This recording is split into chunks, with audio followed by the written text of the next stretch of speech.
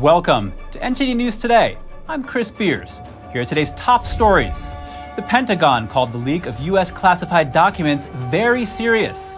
Meanwhile, the Australian government demands answers as experts weigh the fallout on national security.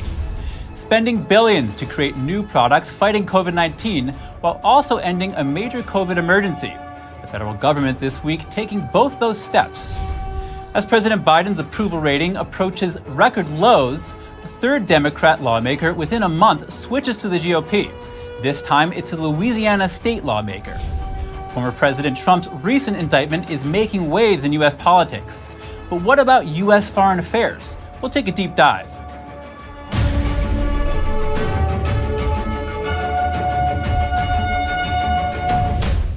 The Australian government wants answers about an apparent cache of leaked top-secret U.S. defense documents.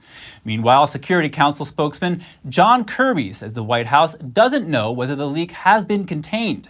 NTD's Daniel Monahan has more.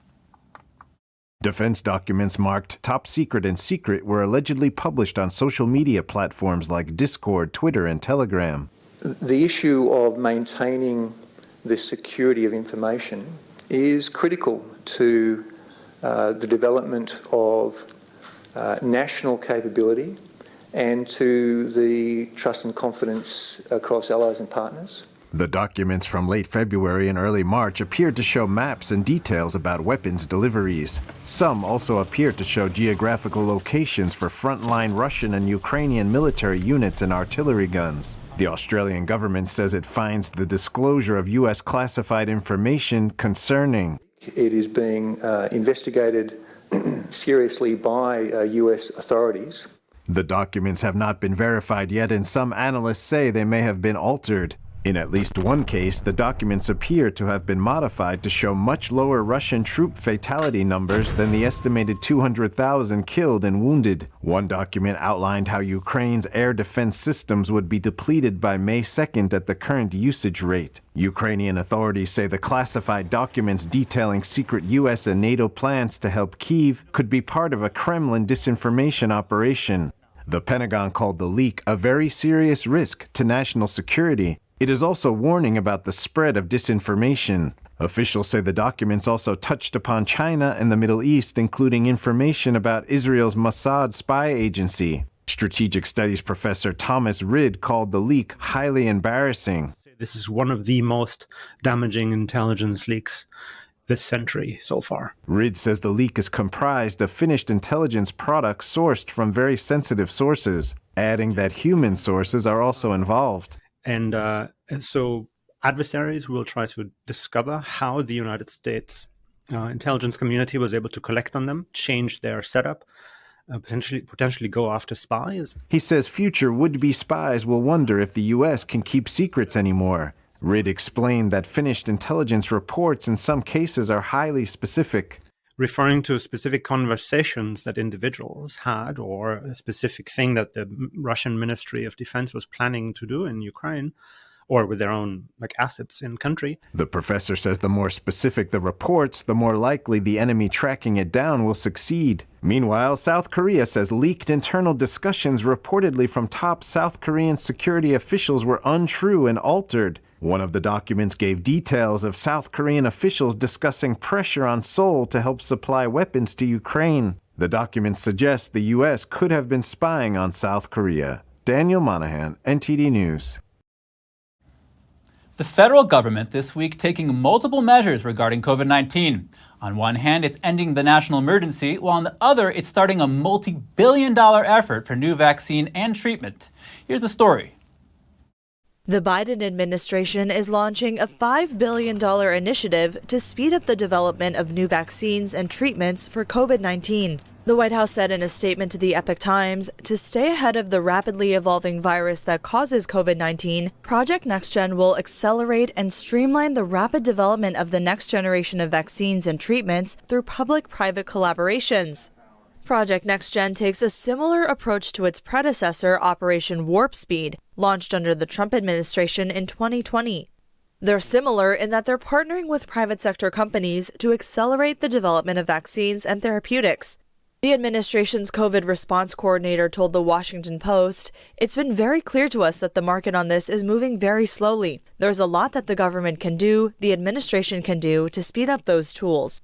The coordinator also said that they can't say when the products will come out. According to him, it depends on the pace of scientific progress. The program has 3 main goals: creating monoclonal antibodies resistant to new COVID variants, creating vaccines that can protect against several different coronaviruses, also referred to as pan-coronavirus vaccines, and creating vaccines that can be administered through the nose in hopes that they can dramatically reduce infection and transmission rates. This comes on the same day that President Biden signed a measure ending the national COVID emergency, and that's more than 3 years after the government initially put the emergency in place. The resolution passed through the Senate in late March. Many Democrats joined Republicans in supporting the measure. The legislation included a simple one-line description declaring that the pandemic national emergency is hereby terminated. One of the most prominent military hospitals in the U.S. has demanded their usual Catholic priests stop administering religious rites to military service members and veterans. Walter Reed Medical Center issued a cease and desist letter on March 31st to the Franciscan priests and brothers of the nearby Holy Name College Friary, after 2 decades of collaboration. The Catholic Archdiocese for the Military Services condemned the cease and desist notice. They say it violates the First Amendment right to the free exercise of one's religion. The Archdiocese said Walter Reed Medical Center has awarded the pastoral care contract to a secular defense contracting firm. The General Counsel for the Military Archdiocese told NTD the secular firm had the more competitive bid, but lacks qualifications, and they plan to subcontract the work out to the very same Franciscan priests and brothers they underbid in the first place. One of the 2 Democrats expelled last week from the Republican-led Tennessee House was reinstated Monday. This after Nashville's governing council voted to send him back to the legislature. NTD's Daniel Monahan has the story. Please vote to approve Representative Jones. Thank you. It took the Nashville Metropolitan Council just a few minutes to restore Representative Justin Jones to office by unanimous vote. Nashville City Council member Delicia Porterfield spoke in the lawmaker's favor. This is not the first attempt of the state attempting to silence the people. It had only been 4 days since Republicans stripped him of his seat. Right after the vote, Jones marched to the Capitol several blocks away, as protesters made the trek as well. He took the oath of office on the steps and entered the building. I want to welcome democracy back to the people's house. That on last Thursday, members of this body tried to crucify democracy, but today we stand as a witness of a resurrection of a movement. Jones says his expulsion awakened the people of the state, especially young people. And no expulsion, no attempt to silence us will stop us, but it'll only galvanize and strengthen our movement. And we continue to show up in the people's house. Power to the people. All right. That's out of order. That's the second time. Republicans banished Jones and fellow Representative Justin Pearson over their role in a gun control protest on the House floor. As protesters filled galleries, the lawmakers approached the front of the House chamber with a bullhorn and participated in a chant. The scene unfolded days after the shooting at the Covenant School where 6 people were killed, including 3 children. Justin Pearson could be reappointed as soon as Wednesday. Daniel Monahan, NTD News. A truck carrying 40,000 pounds of contaminated soil from East Palestine, Ohio, crashed. There's a certain irony as yet again attention turns to safety concerns when transporting contaminated materials. The truck was part of a cleanup effort after a train carrying toxic substances derailed on February 3rd. According to the Ohio State Highway Patrol, the accident happened around 1 p.m. on a state road just north of East Palestine.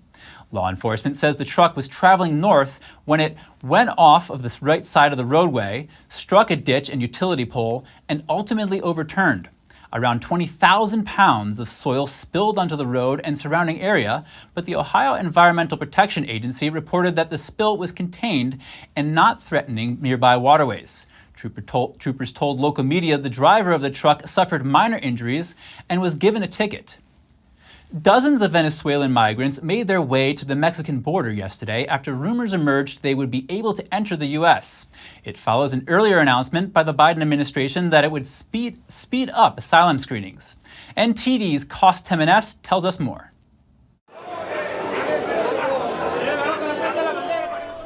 The migrants flocked from the Mexican border city of Ciudad Juarez to the El Paso International Bridge. News had spread on social media that U.S. authorities would grant them entry under certain conditions. We heard they will let Venezuelans in, that people crossing illegally will be submitted to a credible fear screening, and if they have a valid asylum claim, they will be able to enter the United States. We are waiting for more information. Here they say this is false and that we have to go back. Some migrants reported issues pertaining to the U.S. government app.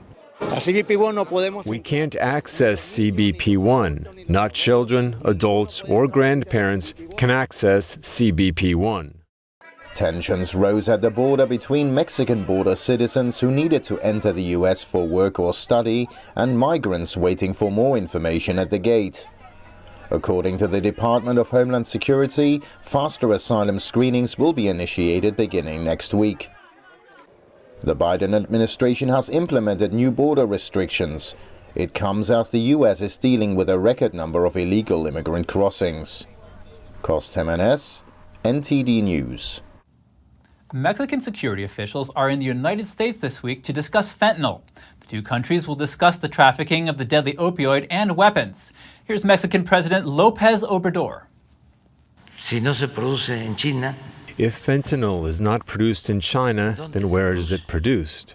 And again, I want to make clear, in Mexico, fentanyl is not produced. The raw material for fentanyl is not produced. Some U.S. lawmakers have been calling on the Biden administration to ramp up pressure on Mexico to crack down on fentanyl trafficking. A handful of Republican officials have even called for direct action against Mexican cartels and their labs inside Mexico. Fentanyl overdoses killed more than 100,000 people in the U.S. last year, according to data from the CDC.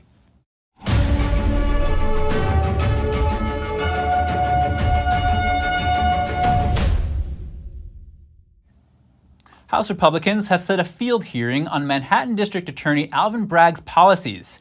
It will take place next week in New York. The hearing from the House Judiciary Committee is called Victims of Violent Crime in Manhattan. Republicans have vowed to hold Bragg accountable after former President Trump's indictment. They say Bragg's policies are pro-crime and anti-victim. Bragg has stated that the DA's office will not prosecute numerous offenses.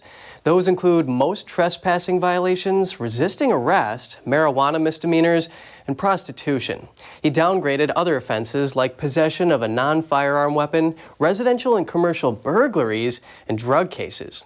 DA Bragg called the move a political stunt taking place in the safest city in the U.S. Republicans are comparing Bragg's leniency for these crimes with his prosecution of Trump. They're suggesting a lack of consistency. Bragg has charged Trump with 34 felony counts for allegedly falsifying business records. One of Bragg's aides responded to the announcement. He says instead of road tripping to New York City for a hearing on violent crime, Jordan should travel to his home state of Ohio to investigate murders. NTD will be live streaming the hearing next Monday at ntd.com. We might think the recent indictment of former President Trump is only a domestic issue, but it may have a far-reaching impact. Bradley Thayer is the founding member of the Committee on the Present Danger China and co-author of Understanding the China Threat. He says the indictment will have a significant impact on U.S. foreign affairs. I spoke with him to learn more.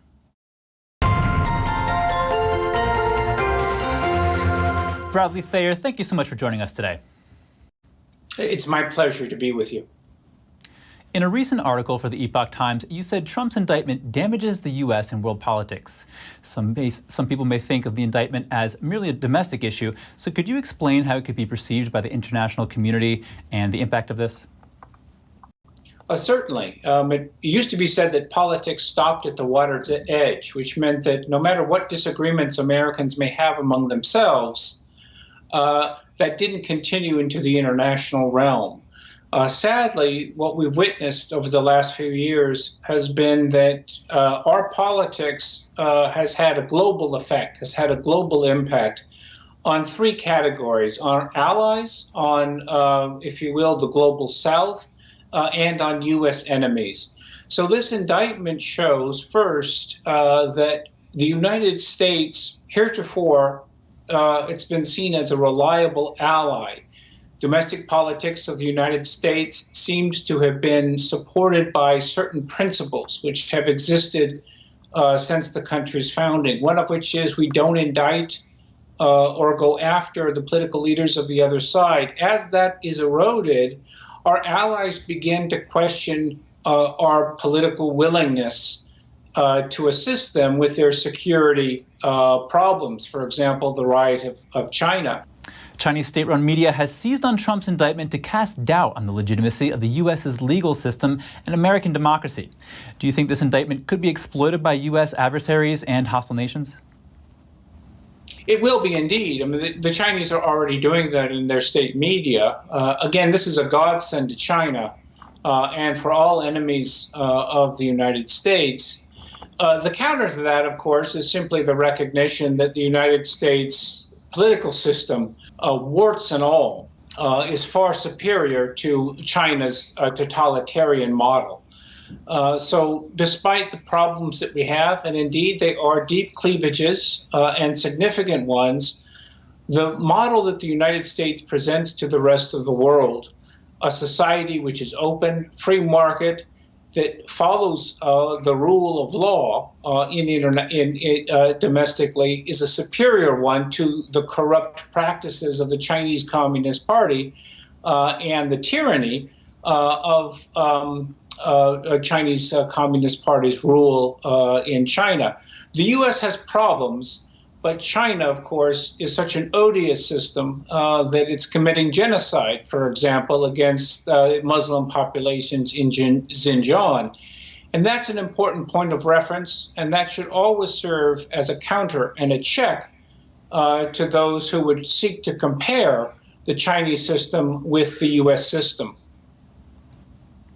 The Chinese regime's stated goal is to become the global hegemon, overtaking the United States. Over the past several weeks, we've watched the CCP take multiple strides in this direction, such as attempting to broker a peace deal between Russia and Ukraine, strengthening ties with Russia and the Middle East, and in some cases, no longer trading with countries in the U.S. dollar. Do you think the indictment could embolden the CCP to accelerate its plan to overtake the U.S.? Oh, absolutely. And the world is witnessing this. Xi Jinping has been extremely active since the 20th Party Congress, where he solidified, at least in a public sense, his third term, simply just confirmed in March. His activities since then have underscored his efforts to change the international political system in every respect. The stabilizing international political system that the British and the United States created in World War II, and which has been so helpful to peoples around the world, including China. Bradley Thayer, Epoch Times contributor and director of China policy at the Center for Security Policy. Thank you. Thank you. It's my pleasure. Another Democrat lawmaker switches to the Republican Party. It's the third Democrat within a month to switch sides. The moves come as President Biden faces near record low approval ratings. This time it's Louisiana State Representative Jeremy Lacombe. It's not yet known why he decided to switch parties. Lacombe was elected in 2018 to the Louisiana House of Representatives. His term ends in 2024. He also lost the 2022 election for state senator. Another Louisiana State House representative switched to the Republican Party last month. And in North Carolina earlier this month, a state representative made the same switch. According to a Fox News poll, the moves come as President Biden sees near record low approval ratings among many demographic areas. Meanwhile, in California, a newly elected Democrat was removed from a state assembly committee. She voted against the governor's new law aimed at punishing oil companies. Newly elected Assemblywoman Jasmeet Bains represents a small community in Central California. The region produces about 70% of the state's oil. Bains made clear her support for oil produced in California at the start of this year's legislative session, but California's governor says oil companies rip off consumers, and after voting, she responded in a statement, "While I am disappointed, I remain firm in my commitment to serve the interests of the people I was elected to represent." The law easily passed due to the Democrats' Party's stronghold on politics in the state. It will create new regulations and extensive oversight for oil companies. Critics, including industry insiders, say it will likely lead to higher prices at the pump and doesn't address ongoing supply chain challenges. Arizona Governor Katie Hobbs vetoes 8 bills in one day. The bills were all approved by members of the Republican-led Arizona legislature. The bills range from voter fraud and abortion policies to gun law regulations. In total, Hobbs has vetoed 37 bills in her 3 months as Arizona governor. That's one of the state's highest veto counts by any governor. Even with Republicans holding a majority in both the state House and state Senate, they don't have enough votes to overturn any vetoes alone.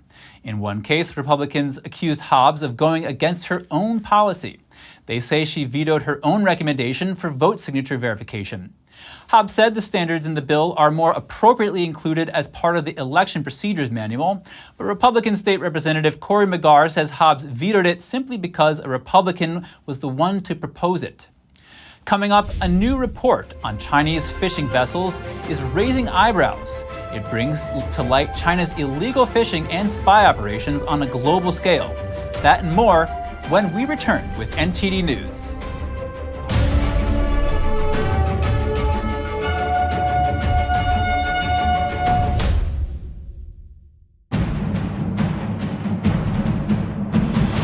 A performance that truly matters for each and every one of us.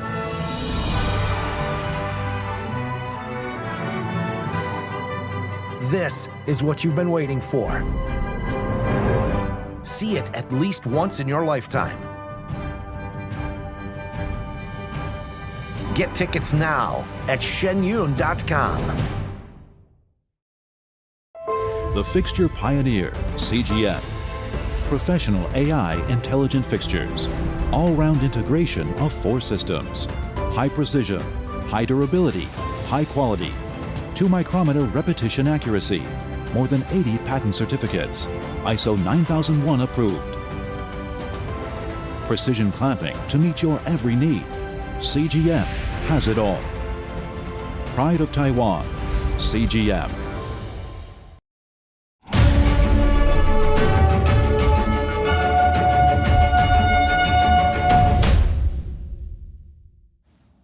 Welcome back. Similar to how the Chinese spy balloon violated U.S. airspace, a new investigative report is shedding light on China's illegal fishing worldwide. The report shows that from spying to a civilian militia, Chinese fishing practices have it all. But who's paying the price? Let's take a closer look. The rich and ecologically diverse waters of the world's oceans have been a draw for local fishermen for centuries. Now these waters face a larger and much greedier hunter, China. An investigation into China's distant water fleet, vessels operating beyond China's exclusive economic zone or EEZ, exposed shocking data. According to the report by IJ Reportica, China has the largest distant water fleet in the world. From 2019 to 2021, China fished in the exclusive economic zones of over 80 other countries across the globe, except in North America. To put that in perspective, out of China's 47 million fishing hours, Chinese fishermen spent nearly 10 million hours outside their own waters, either on the high seas or in other nations' waters. NTD interviewed IJ Reportica's investigative journalist. Well, surprisingly, Chinese trawlers were also seen in Russia's EEZ. Their activity peaked in September 2022 with over 35,000 hours of legal fishing and over 100,000 hours of dark fishing. Going dark refers to when Chinese ships disable their electronic tracking devices or automatic identification systems, and that's associated with illegal, unreported, and unregulated fishing. As determined by certain global rankings, China is the #1 offender of illegal, unreported, and unregulated fishing. Over 60% of its vessels are reportedly involved in such practices worldwide. As a result, the most prominent fishing regions in the west of Africa are getting depleted due to extensive fishing, and locals now protesting against China over livelihood and environmental damages. From countries like Senegal, Ghana, Togo, and Pakistan. Despite the ecological and environmental damages there, global alarms have been raised about harm beyond fisheries, the violation of maritime sovereignty. In the Indian Ocean region, besides illegal fishing, Chinese ship activities include intelligence gathering, espionage, information surveys, and space tracking. IJ Reportica found China's distant water fleet also serves as a maritime militia, meaning Chinese fishermen are given basic military training. Then the armed fishing boats are used to harass vessels from other countries and assert China's sovereignty claims over disputed waters, such as the Senkaku Islands near Japan. Near some East African countries, China's military also escorts Chinese fishing ships around the choke point of the Horn of Africa. It does so in the name of curbing piracy activities from its military base in Djibouti. The heart of illegal fishing is the Chinese goal of hegemony. China's increasing presence near South America can't just be economic. A parallel can be seen in the Chinese regime's cabbage strategy deployed in the South China Sea. It's a tactic used to seize control of an island by encircling that island in layers of Chinese ships, from Coast Guard vessels to fishing boats. Gradually, the ships cut the island off from outside support. Worth noting, IJ Reportica also found Chinese fishing vessels often misused Iranian flags in the Indian Ocean region to fish on an industrial scale. Given the size of China's illegal fishing, is there any legal action being taken against it? There was legal pushback, but the CCP doesn't play by international rules, and countries are at a loss under its legal system. Though Chinese fleets are often present in the waters surrounding Africa, Asia, and South America, many of these regions lack the resources to enforce stringent marine conservation standards. That makes them an easy target for illegal fishing practices. Another consequence, the entire planet may pay the price for China's illegal fishing. The pollution caused by the Chinese vessel is significant. Apart from pollution, Chinese trawling is considered an ecologically taxing fishing activity that causes a lot of damage to marine life, marine habitats, coral reefs, and seabeds, leading to ocean acidification, warmer seas, and reduced oxygen levels in the water. Longliners are China's second most used fishing vessels, but they're detrimental to the environment. Here's why. Chinese longliners kill endangered species by mistakenly catching them, and are also infamous for ghost fishing. It's the deadliest form of commercial fishing, caused when fishing gear continues to trap and kill wildlife after being lost or abandoned by ships. IJ Reportica has also discovered that the Chinese fleet generates a lot of waste, which ultimately lands in the world's oceans. For instance, around the Galapagos Islands in the Pacific Ocean, experts estimate that 30% of the garbage collected on their shores comes from Chinese fleets that fish there. And if you have any news tips or feedback for the show, don't hesitate to email us at news.today@ntd.com. Russia and China are reportedly active in spreading disinformation in the East Balkans. The U.S. says it's ready to help Montenegro win the information war. President Biden is kicking off a visit to Northern Ireland. The nation's capital is stepping up its security operations. More shortly here on NTD News Today.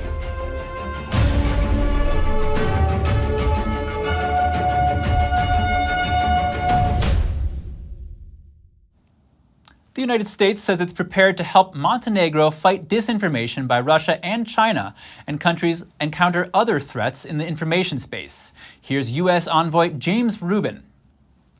I'm here in Montenegro, in the Western Balkans, because this is a place where disinformation has been a pernicious influence. It's poisoned the information space for the people of this region. Russia would like to bring the Western Balkans back to a time of conflict. But we have a lot of hope now. We have a lot of opportunity for peace between Kosovars and Serbs, for normalization of their relationship. And that will bring a better future to the people of the region. In 2016, Montenegro blamed Russian agents and Serbian nationalists of an attempt to stage a coup. Moscow dismissed such claims as absurd, and Belgrade denied involvement. After Russia's invasion of Ukraine, Montenegro joined EU sanctions against Moscow and expelled a number of Russian diplomats. The Kremlin has placed Montenegro on its list of unfriendly states. The U.S. Special Envoy is also traveling to North Macedonia and Albania. President Biden is heading to Northern Ireland on a 4-day visit. His flight is set to touch down in the capital Belfast tonight. The trip is to mark the 25th anniversary of the Good Friday Peace Agreement. The 1998 agreement put an end to decades-long bloodshed and turmoil in Northern Ireland. Belfast is now hiking up security operations to welcome Biden. The US president is known for his pro-Irish views, but pro-London unions are pushing back against the country's power-sharing government. The system is a fundamental part of the Good Friday Agreement. Citizens are upbeat about Biden's visit. Some hope it would stir politicians to cooperate. I think it's a hugely positive thing that the President of the United States is visiting Northern Ireland today. And hopefully it'll give some encouragement to our politicians to get around the table and get Stormont functioning. I only found out yesterday, but I'm really excited, and it's nice to see all the buzz about it and stuff. But it's actually nice that he makes the effort to come here and actually speak to the people. I think I heard he's going to Ulster University, isn't he? Wish I was still there to see it, but yeah, great to hear. Biden's schedule includes meeting with British Prime Minister Rishi Sunak and giving a speech at Ulster University. He will then address the Parliament in Dublin and visit his ancestral hometown. The Good Friday Agreement in Northern Ireland largely ended 3 decades of bloodshed that cost thousands of lives. But for some people who lost relatives, the past still lingers. It's 25 years since the Good Friday Agreement was signed. As communities are getting ready to celebrate the anniversary, the fortified 8-metre-high peace walls in Belfast still stand, separating some nationalist and unionist neighbourhoods. Divisions about the conflict and its legacy have made it hard for some people in Northern Ireland to lay the past to rest. Peter Olfert was 14 when the Irish Republican Army shot his father, a police officer. On the 18th of January 1983, 2 gunmen came to the door of his shop, and he saw them coming, closed the door, but they shot him through the door, and then came into the shop, and my mum was in the shop as well, and she saw what was happening, came running down, screaming. He was on the ground, she picked him up from the ground, and they shot him then in the head, in her arms. His father was one of the more than 3,600 killed during Northern Ireland's years of conflict. Olfert says, growing up he knew only 2 religions, but decades later, Northern Ireland is a much more diverse place.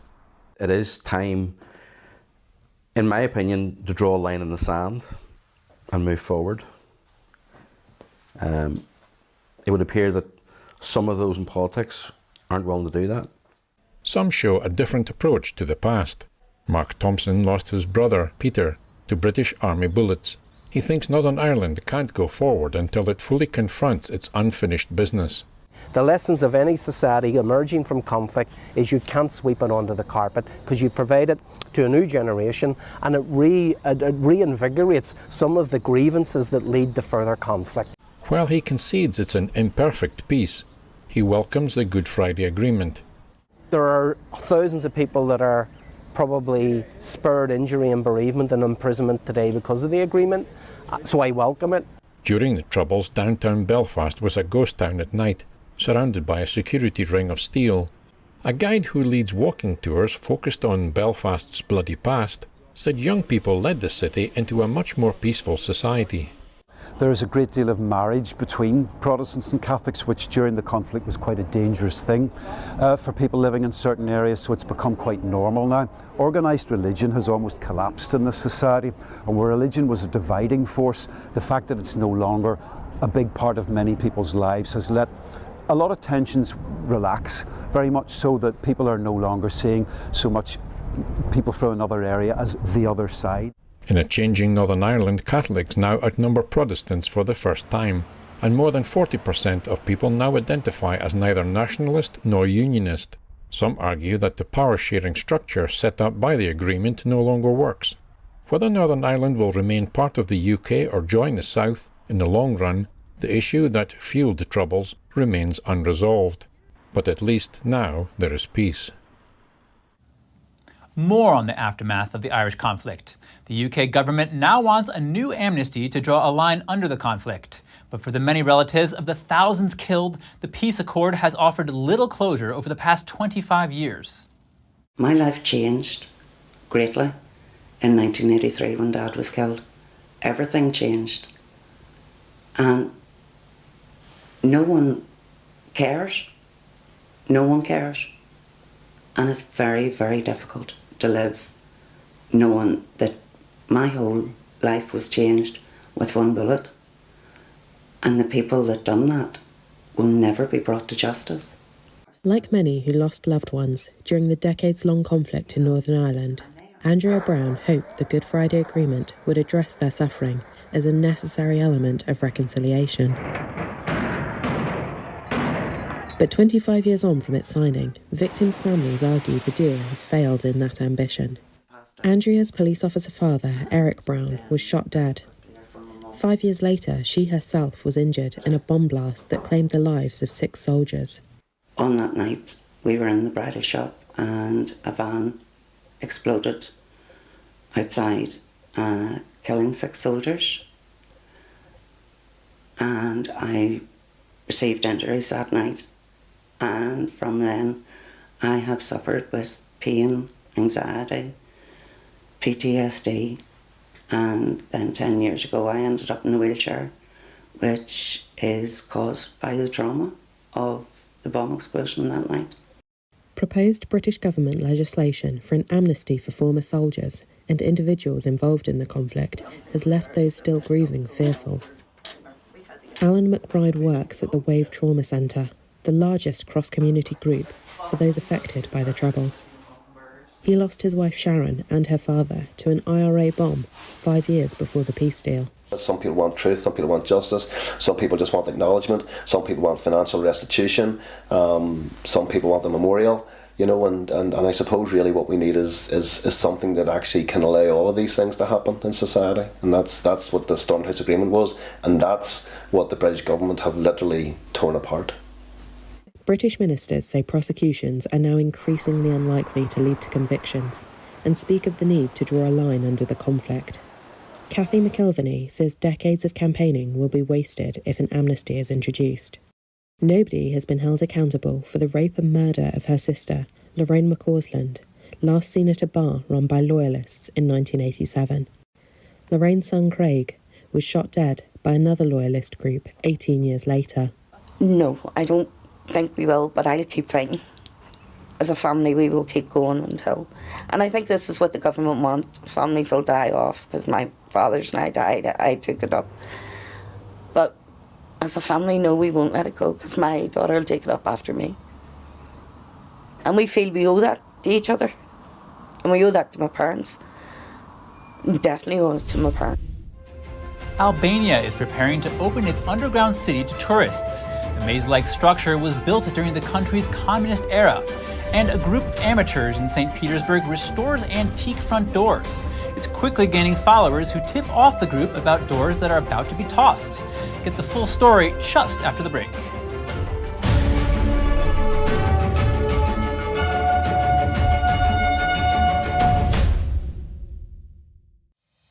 We're entering an unprecedented period of economic turmoil. The economy is unstable, our government is in shambles, and the global war on energy has created a domestic crisis. Americans need a way to protect their financial future. One way to ensure your wealth in retirement is by purchasing physical gold and silver. We can help. You can roll any part of your retirement account into a gold or silver IRA. Better yet, you can open a gold or silver IRA in 5 minutes or less using our online application. Preserving your family's financial legacy is a choice that's always available to you. And when you're ready, we're here to help. Call us and speak to one of our IRA professionals. Let's build your financial legacy together. GSI Exchange, wealth for generations to come.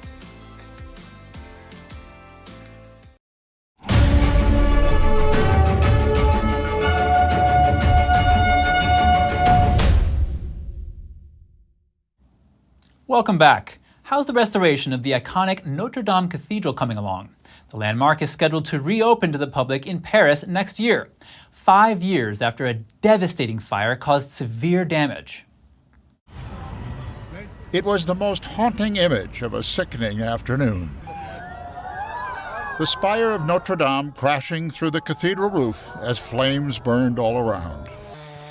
In the 4 years since, as giant oaks have been felled and the ashes cleared away, Shock and dismay has turned to confidence that the spire and the cathedral will rise again, and soon, if you believe the general who President Emmanuel Macron put in charge of rebuilding the monument. The president says we will rebuild this cathedral in 5 years. It's the words of the head of state of France. And the reputation of France is at stake. The general, once the chief of staff of the French army, went to visit an extraordinary woodshop in eastern France to inspect how the work is going. Here, carpenters are moving around tons of oak like children's building blocks to rebuild the spire that collapsed, as well as the rest of the cathedral's roof beams, which were destroyed in the fire. Cutting and fitting precise down to the millimeter. One person who's had a better view than most of the Notre Dame reconstruction is photographer Thomas Van Houtrieve. His photos are going up along the walls of the Notre Dame worksite. He began taking pictures of the cathedral long before the fire, sometimes using an ancient wooden camera as old as the iconic spire itself. Van Houtrieve was then commissioned to document the work inside by National Geographic and the French establishment charged with the Notre Dame restoration and preservation. As the monument slowly rose again from the ashes, he emotionally recorded the work inside and outside. When you're inside Notre Dame, you feel something. It's a place of reverence.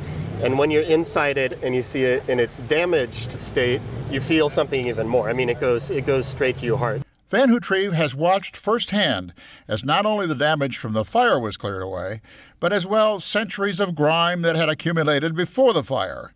In some ways, he believes, the newly restored Notre Dame will be even better than what was there before. When they take the scaffolding out and we're able to see everything, I think it will look immaculate, beautiful, in a way we've never seen it before. There's an area in northern Albania that has a maze of tunnels large enough for an underground city beneath its streets. It was built by a communist regime that feared invasion. NTD's Colin Fredrickson has more. The impoverished city of Kukës in Albania hopes to use the past to create a more financially secure future. Authorities are converting an underground military command center into a living history museum. A retired army officer spent hours underground as military leaders plotted strategy. He was a major leading a small infantry unit assigned to protect a command center. There are 37 rooms, game halls, meeting rooms, training war scenarios in line with the situation at the time. Kukës is a small city, 90 miles away from the Albanian capital and close to the border of Kosovo. The tunnel network was built under the former communist regime to shelter residents in case of war with Yugoslavia. The war never occurred, but now local authorities plan to restore the network to show tourists how residents could live there for up to 6 months. Construction of Kukës underground town started in the 1970s and continued until 1991 or 1992, working for 22 years. There are 5 to 7 kilometers of tunnel branches in the whole town.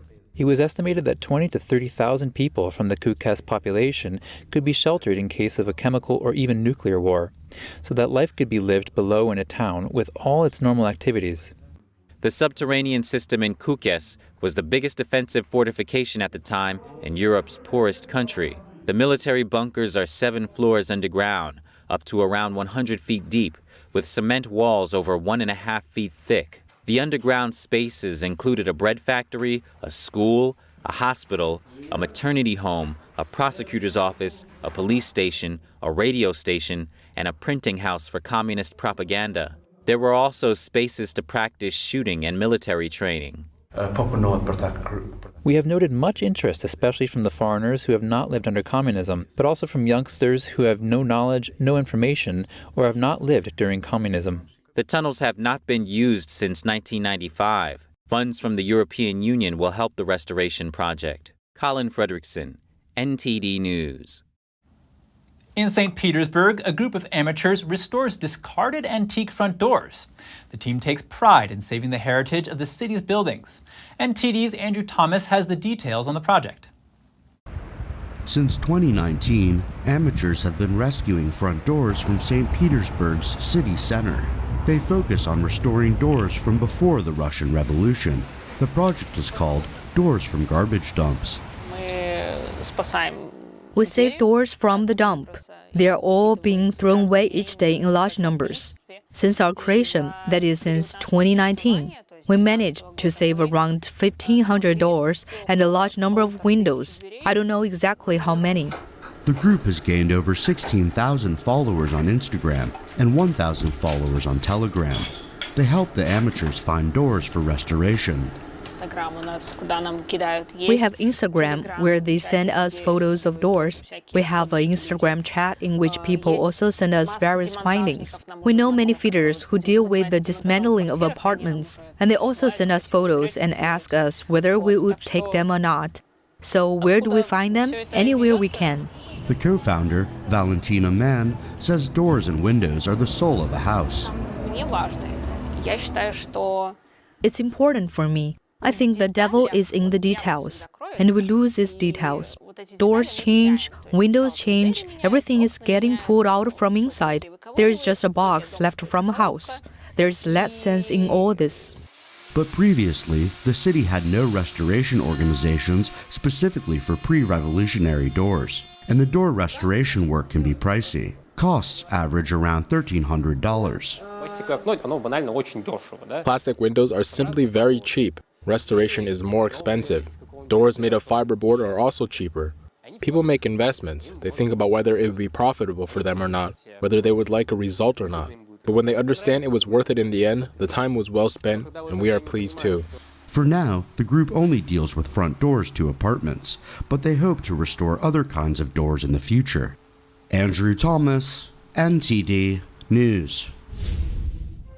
Up next, children with brain disabilities are learning how to swim in Australia. We'll take a look at the benefits these unique classes bring right after the break.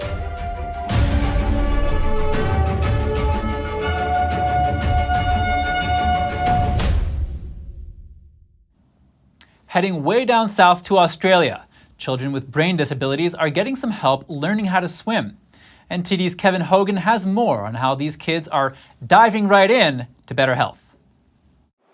The Water Wombats. That's a unique program in Canberra that helps neurodivergent students. Some have autism, some have ADHD. A father shares about the benefits his daughter has gained. It's increased her core strength, so she's able to write better, she's able to pay more attention in school. Her confidence has grown immensely through this program. She went in the pool first time, we didn't think that would happen. Now we can go to the pool as a family and she's not afraid of going in the water. For one young lad named Will, the thought of swimming lessons used to plunge him into nightmares. That's because he has autism, and conventional classes were too noisy and overwhelming for him. But thanks to this new class, that's no longer weighing him down. They're much more focused because there's less distractions here, so he's able to actually, really enjoy swimming without having to worry about all of the distractions and the stuff that's going on around him. The instructors are swim coaches as well as health pros, and lessons can be catered to each child's needs. So with such a specialized class available, the real question for parents with special needs children is, what are you waiting for? We've grown over the last 12 months to have quite a long waiting list, and that's, I suppose, a true testament of the need in the community for, I suppose, unique and different approaches to teaching children how to swim. Jennings says parents tell her their kids ate their fruits and veggies in the days leading up to the class so they can have the necessary energy and muscles for it. So as far as healthy habits, they're really getting into the swim of things. Kevin Hogan, NTD News. There are plenty of drug-related ways to treat headaches. However, why risk side effects from medications when you can go natural? Here's Gina Marie with Strong Mind and Body.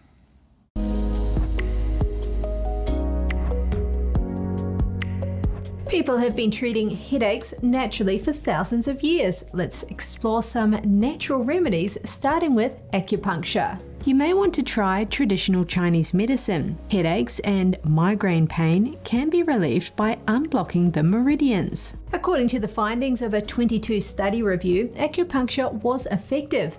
It was similar in effectiveness to common migraine medications.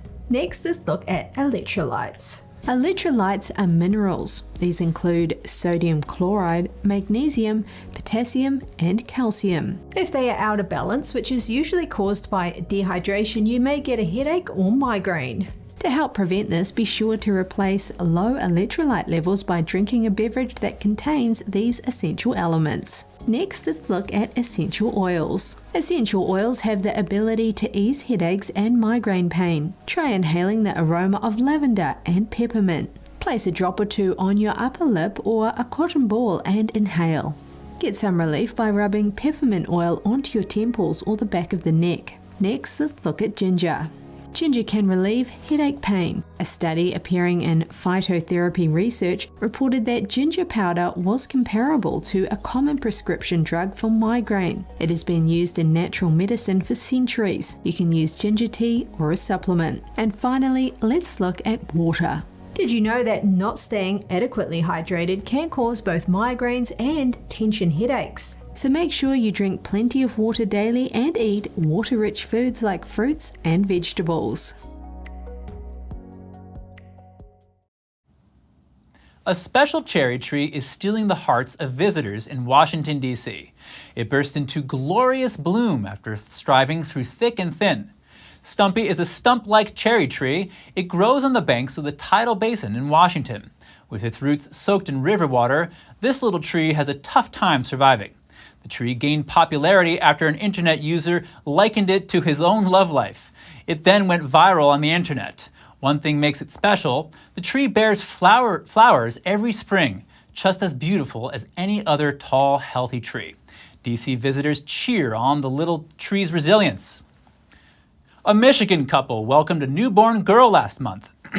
They were thrilled because she's the family's first daughter in more than 130 years. Audrey was born 2 weeks ago on St. Patrick's Day. Her dad, Andrew Clark, called it a big surprise. According to family records, she's the first daughter born to the family since 1885. The couple had fun with it at a gender reveal party. They first learned they were having a girl when they bit into cookies filled with pink frosting. Audrey was born healthy, weighing over 6 pounds when she arrived. Thank you for tuning in today. If you'd like to share any news tips or feedback for the show, please feel free to email us at news.today@ntd.com. I'm Chris Beers, NTD News, New York City.